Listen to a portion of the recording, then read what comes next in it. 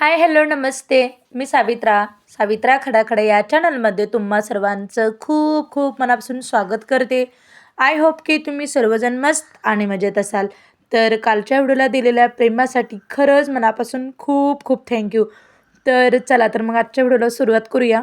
तर आज ना आपल्या घरामध्ये एक नवीन वस्तू बसवलेली आहे. तर तुम्ही पाहू शकताय इथे ना विंडोजमध्ये ना एक्झॅक्ट फॅन असं बसवलेलं आहे.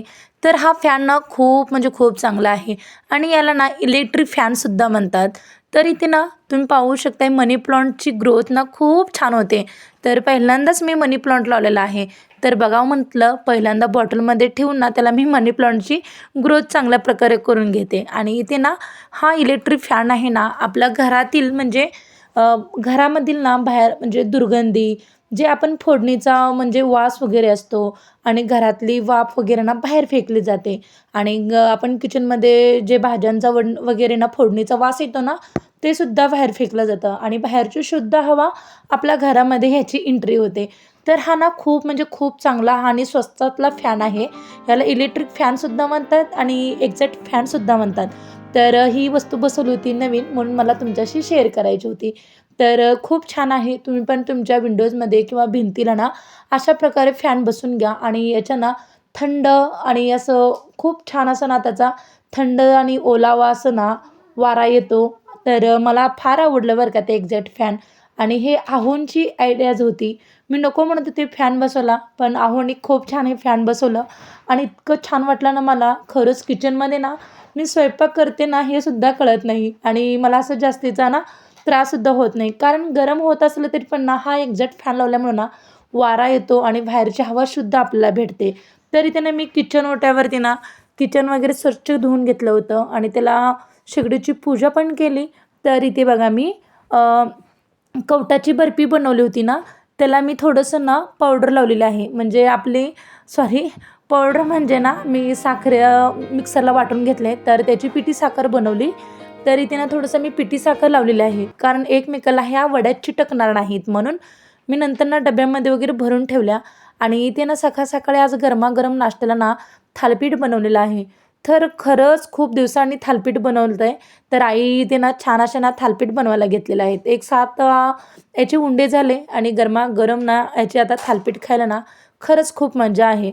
तर सकाळी डेली स्वयंपाक असतो तर म्हटलं आज आईंना आपण खूप दिवस झाले बरेचसे दिवस झाले आपण थालीपीठ बनवलं नाही आहे, थालीपीठ बनवूया.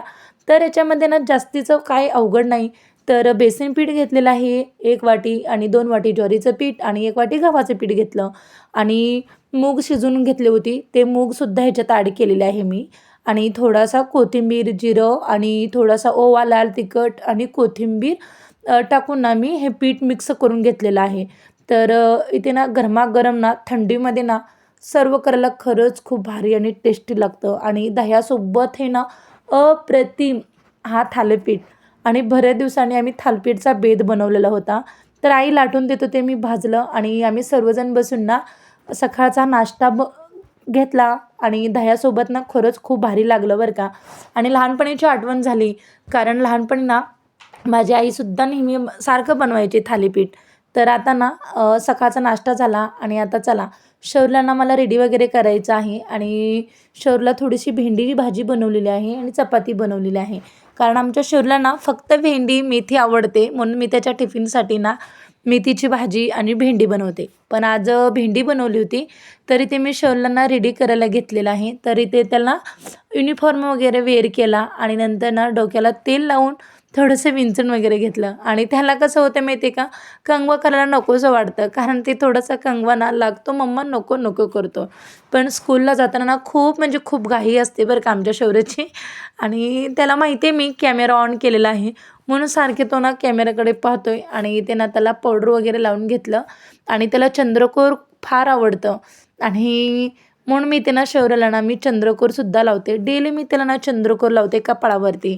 कारण आपले शिवाजी महाराजसुद्धा बरं का कपाळावरती चंद्रकोर लावून घ्यायचे आणि शौर्याला तसंच आवडतं आणि मी डेली ना शौर्याला ना चंद्रकोर लावतेच. आणि आता बराच वेळ झालेला आहे कारण 9:30 वाजता शौर्य स्कूलला जातो. तर थंडीमुळे ना थोडासा उशीरच होऊ लागलेला आहे. तर काहीतरी आपण म्हणजे सकाळच्या नाश्त्याला बनवलं ना मलासुद्धा उशीरच होतं. कारण मलाही जॉबला जायला ना थोडा वेळच होतो. आणि टीचरांना शौर्यला कलर्स नेम पाठांतर करायला सांगितलेत. आणि आता शौर्य बघा स्कूलला जाताना तो म्हणतोय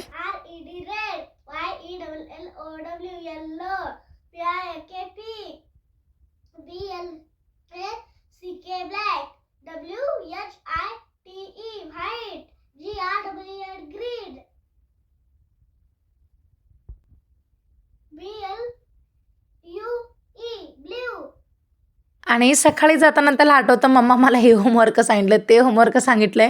मग मी त्याचंही त्यांना पाठांतर वगैरे करून घेतलं. कलर्स नेम वगैरे तो खूप छान सांगितला. आणि ते ना आहोने त्याला शौर्यांना बूट वगैरे वेअर केलं. आणि आता शौर्य निघालेला आहे स्कूलला. आणि आता आहोना नेऊन सोडतात, डेली आहोच नेऊन सोडतात बरं का स्कूलला. कारण मला जॉबला जाण्यासाठी थोडासा उशीर होतो ना, मी म्हणून पटकन शौर्यला रेडी करते आणि स्कूलला पाठवते. तर चला, इथे शौर्य मला बाय करतं. बाय शौर्य. आणि आता ना शौर्य स्कूलला गेला. आणि आता निवांत, म्हणजे घरातली पण कामं आटपायचेत. आणि आता ना दुपारच्या 3 वाजले आहेत. आणि मी धुणं भांडी जे काही आपलं डेलीचं काम असतं ना ते सर्व करून घेतलं. आणि तर इथे ना हलकीशी भूक लागली होती. मग म्हटलं आता थंडीमध्ये तरी आपल्याला काय खावं असं वाटतं. तर सकाळची चपाती आणि भाजी नकोशी वाटली.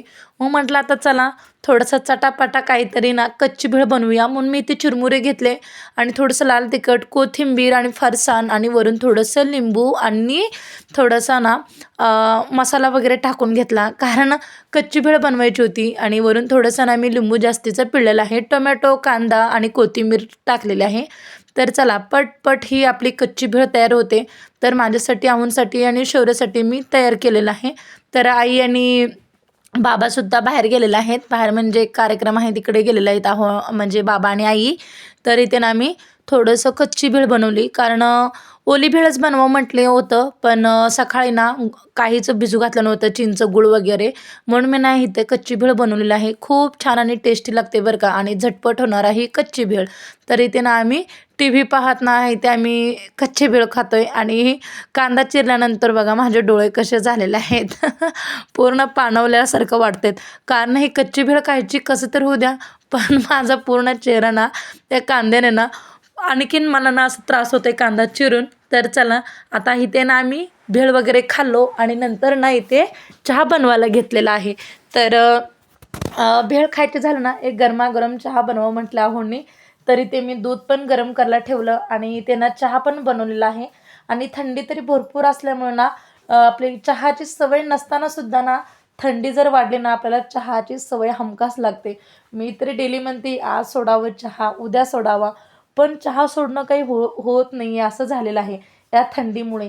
तर चला छानपैकी ना आणखीन मम्मीने ना काल समोसे आणले होते, म्हणजे खारी आणले होते. आणि आता चला चहा आणि खारी खाऊन घेते गरमागरम. कारण थंडीमुळे सारखंच काही ना काही आपल्याला गरम गरम खावंसं वाटतं. तर मगाशीच 3 वाजता ना कच्ची भेळ खाल्ली होती. आणि आता ना 5:45 5:30 वाजलेले आहेत. तर इथे ना मी लगेच खारी आणि चहा खाऊन घेते. आणि आहोंना पण दिलं. शौर्यला काही खारी आवडत नाही, चहासुद्धा घेत नाही शौर्य, फक्त चहा बिस्किट कधीतरी खात होतं.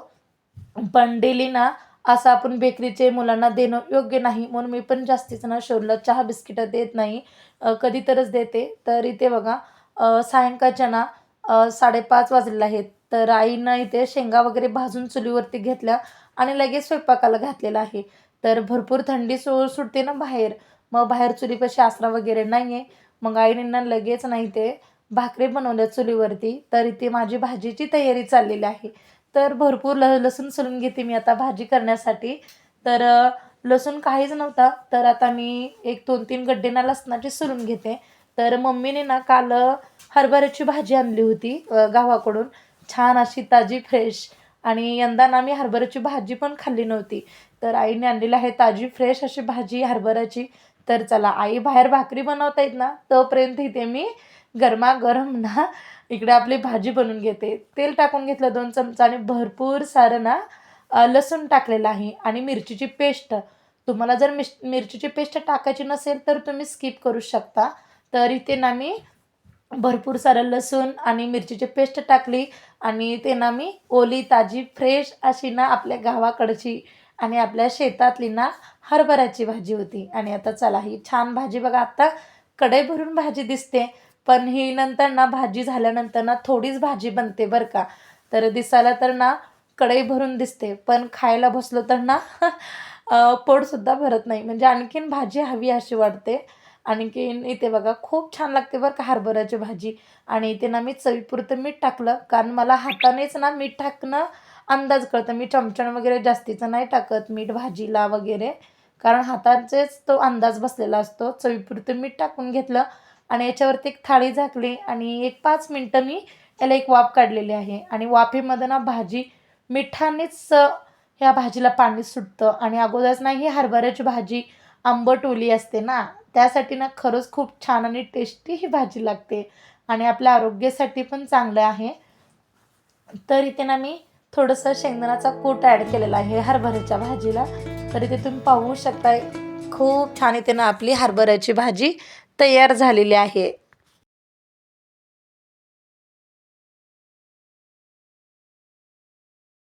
आणि मी हरभऱ्याची भाजी बनवलेली कशी बनवली ते नक्कीच सांगा कमेंटमध्ये. आणि तुम्ही कोणत्या पद्धतीने हरभऱ्याची भाजी बनवता तेही कमेंट बॉक्समध्ये सांगा. तर इथे ना चिगळाची भाजी होती आणि आता ही मी चिगळाची भाजी पण बनवते. तर भाज्या तसं ठेवल्या ना तर वाया जातात. मग मी काय करते की 2-2, 3-3 भाज्या एकदमच बनवून टाकते. तर चिगळाची भाजी ना 8 दिवस झालं मी तसं ठेवली होती. पण आपण चिगळाची भाजी ना 1-2, 2-2 महिने तसं ठेवलं तरी ना भाजी सुकतही नाही आणि वाळत पण नाही. तरी त्यांना मी तेल गरम करून घेतलं आणि त्याच्यामध्ये थोडंसं जिरं आणि एक कांदा चिरून घेतलेला आहे. तर थोडीशी हळद टाकून घेतली आणि अगोदर ना मी चिगळ भाजी ना स्वच्छ धुवून निवडून वगैरे घेतलेली आहे आणि ती भाजून पण घेतली तव्यावरती. आणि चवीपुरतं मीठ टाकलं आणि थोडासा आपला घरगुती मसाला टाकलेला आहे, तिखट वगैरे. आणि नंतर इथे ना मी चिगळ भाजून घेतली होती ना ती ॲड केली आणि चवीपुरतं मीठ टाकायचं. आणि ह्या चिगळाच्या भाजीला सुद्धा ना अजिबात पाण्याचा वापर लागत नाही. या मिठामध्येच ना शिजतं आणि चिगळ हे ना म्हणजे पाणीच असतं ह्या भाजीमध्ये सुद्धा. मग ह्याला अजिबात मी पाण्याचा वापर केलेलाच नाही. एक 5 मिनिटांना याच्यावरती एक ताट झाकून ठेवते आणि खूप छान याची ना एक वाफ काढून घ्यायची आपण. आणि खरंच खूप छान अशी ना आंबट आणि टेस्टी अशी ही चिगळाची भाजी लागते. आणि याचं मी थालीपीठसुद्धा बनवलं होतं. तुम्ही व्हिडिओ तो पाहिला नसेल तर व्हिडिओ ना पहा, आपल्या चॅनलवरती आहे. तर इथे ना मी भाजी झाल्यानंतर एका डब्यामध्ये सुद्धा काढून घेतलेली आहे. तुम्ही पाहू शकताय आपली चिगळाची भाजी इथे तयार झालेली आहे. चला आता ना स्वयंपाक तर तयार झाला आणि इथे ना मी दूध पण तापवून घेतलेलं आहे आणि भात पण झालेला आहे. आणि आईना बाहेर चुलीवरती भाकरी बनवल्या आणि इथे ना गॅसवरती माझ्या भाज्याही बनवून झाल्या आणि भात आणि दूध वगैरे तापवणं आणि किचन ओटासुद्धा क्लीन झाला आणि भांडे पण मी घासून घेतले. आणि नंतर ना आमची जेवणं वगैरे झाली. आणि तुम्हाला आजचा माझा व्हिडिओ कसा वाटला नक्कीच कमेंट बॉक्समध्ये सांगा. आणि तुम्ही कोणत्या पद्धतीने ना हरभऱ्याची भाजी बनवता तेही कमेंट बॉक्समध्ये सांगा. आणि तुम्हाला जर माझा थोडा जरी व्हिडिओ आवडत असेल तर एक लाईक करा आणि जास्तीत जास्त लोकांपर्यंत शेअर करा आणि सबस्क्राईब करायला अजिबात विसरू नका. आणि पुन्हा भेटूया अशाच नवीन नवीन छान छान व्हिडिओमध्ये. तोपर्यंत बाय.